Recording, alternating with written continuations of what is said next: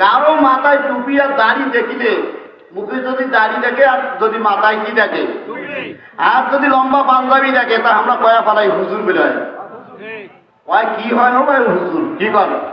হ্যাঁ, 3 দিন যে সময় না গিয়ে আসি হুজুর আসি কাছে কোরআনে কোনো রাজনীতি নেই। এ বলছে রাজনীতি আছে, কোনো রাজনীতি নাই। সুবহানাল্লাহ, আলহামদুলিল্লাহ, আল্লাহু আকবার পড়ো। আল্লাহ তোমরা দাওয়াত চালান, আল্লাহ যেদিন চাইবে ওই দিন আপনি কায়েম করে দিবেন।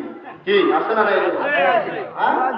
এবারে হুজুর আমাদের অভ্যাস হচ্ছে এইটা, পাঞ্জাবি আর টুপি আর কি দেখলে, দাড়ি দেখলে, আরো যদি একটা থাকে পাগড়ি, ওর বাবারে বাবা। এবারে আমির সাহেব একই এইরকম আমির সাহেব তো মক্কার জমিনও ছিল, আসতেছে।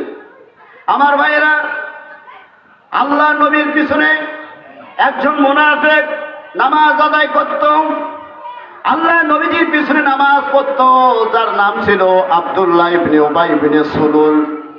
আমার নবীজির পিছনে নামাজ আদায় করেছে, নবীজির পিছনে নামাজ পড়েছে। নবীজি যখন কোরআনে আলোচনা করতেন সর্বপ্রথম সে বসত। আজকে হুজুররা বেশি বেশি সুদ করে বাড়ি দাওয়াত পায়, বুঝছেন? এরা ধারণা কি জানেন যে মুই তো হারাম খান, তা হুজুরের ঘর খয়া না যাস করে নাকি? হুজুরের ঘর খয়া কি করেন? আর হুজুর খেয়া এমন দোয়া করে জান্নাতে ডুবি দিয়ে আসি আরে। হ্যাঁ, বুঝছেন? আমার ভাইয়েরা, তৎকালীন সময়ের যুগের ঘটনা আজকে বাংলাদেশের সাথে হুবাহু মিল। নবীজির পিছনে নামাজ পড়তেন মুনাফিক আব্দুল্লাহ ইবনে উবাই ইবনে সুলুল, কিন্তু কখনো চায় নাই আল্লাহর জমিনে আল্লাহর কোরআন বাস্তবায়ন হোক, এটা চায় নাই। আল্লাহ নবীজি যে নেতা এটাও সে চায় নাই। আমার ভাইরা, আমাদের সমাজে এরকম নামাজি আছে না নাই? খালি নামাজ পড়ে বেচারা, নামাজ পড়িতে দেখবেন তো কেমন পড়িতে দাঁড়ায়, আর ওর 12 রাকাত নামাজ পড়তে সময় লাগে মাত্র 2 মিনিট। কি বলেন? হ্যাঁ, দেখবেন এই ভেজাইটা নামাজ আর আছে, দেখবেন ওর পেটও তো ভেজাল আছে, বুঝছেন? কারণ মুমিনের নামাজ তো 12 রাকাত 2 মিনিটে হয় নাকি? হ্যাঁ, এটা তো মুনাফিকের নামাজ। আমার ভাইরা আসুন, আল্লাহ নবীজির পিছনে তৎকালীন সময়ে মুনাফিক আব্দুল্লাহ ইবনে উবাই ইবনে সুলুল নবীজির পিছনে নামাজ আদায় করত ঠিকই। ওর মাথায় ছিল পাগড়ি, বুকে ছিল দাড়ি, মাথায় ছিল টুপি, গায়ে ছিল লম্বা জুব্বা, কিন্তু তার নেতা ছিল আবু জেহেল। কথা বলেন ঠিক না?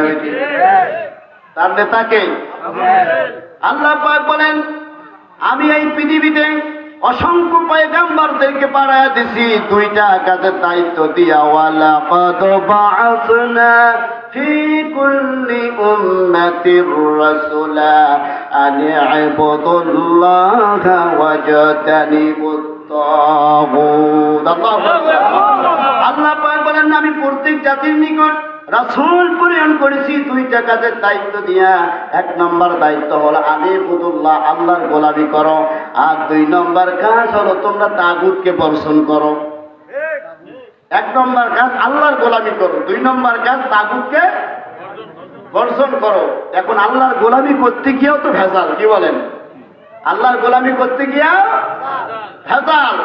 আমার ভাইরা, এই মুনাফিক চাই নাই আল্লাহর জমিনে আল্লাহর কোরআন বাস্তবায়ন হোক, চায় নাই। এটা শুধু ওই সময়ে নয়, বর্তমান সময়ের দিকে তাকিয়ে দেখেন, যারা মোবাইল চালান, যারা নেট দুনিয়ায় আছেন, তারা দেখেন আল্লাহর নবী বলেন যুগে যুগে 3 শ্রেণীর লোকেরা ইসলামের বিরোধিতা করেছেন। 1 নম্বর হলো রাষ্ট্রশক্তি।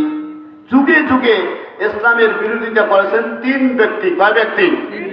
ভাই উঠতেছেন কেন? একটুখানি কষ্ট হলো, বসে থাকেন। কয় ব্যক্তি? 1 নম্বর হচ্ছে রাষ্ট্রশক্তি। 1 নম্বর কি? ওই সময় রাষ্ট্রশক্তি বাধা দিত। কি বর্তমানও রাষ্ট্রশক্তি বাধা দেয় কিনা? হ্যাঁ, ওদের চেয়েও এরা খারাপ। কি ওদের চেয়েও কি এরা খারাপ?